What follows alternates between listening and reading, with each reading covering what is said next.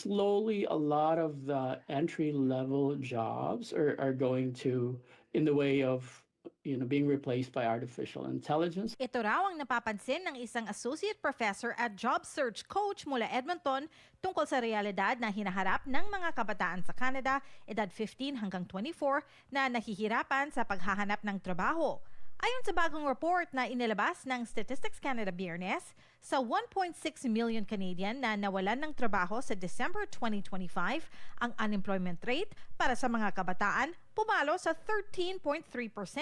They're growing up in the digital age.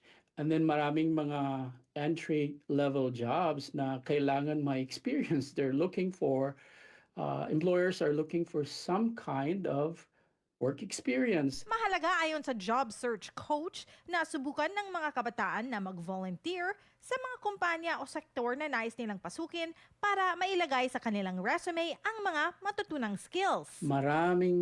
I think almost all employers these days are using what we call as an ATS software, an applicant tracking software na maraming applicants, they receive volumes of applications na ginagamit nilang software to weed out those documents or applications that do not contain keywords na they're looking for. So kailangan maggamit ka ng mga keywords na nakikita mo sa job postings. Ang average unemployment rate sa Canada sa December 2025 tumaas sa 6.8%.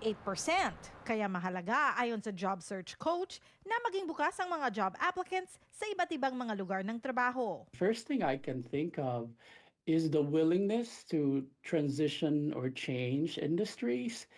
And I think yung pangalawang factor is you gotta be able to translate yung mga knowledge and skills na nakuha mo sa, let's say, in one industry to the healthcare industry. And perhaps you can do that by kailangan hindi lang vague ang language or bullet point statements sa resume mo, kundi i-quantify mo talaga na, instead of saying, I helped grow the company, you could say that, increased sales by 30%. So kailangan clear ang quantification ng achievements mo. Dagdag pa ng Stats Canada, mas maraming mga bagong immigrants sa bansa na gumagamit na ng internet apps para sa dagdag sweldo kumpara sa mga ipinanganak dito sa Canada.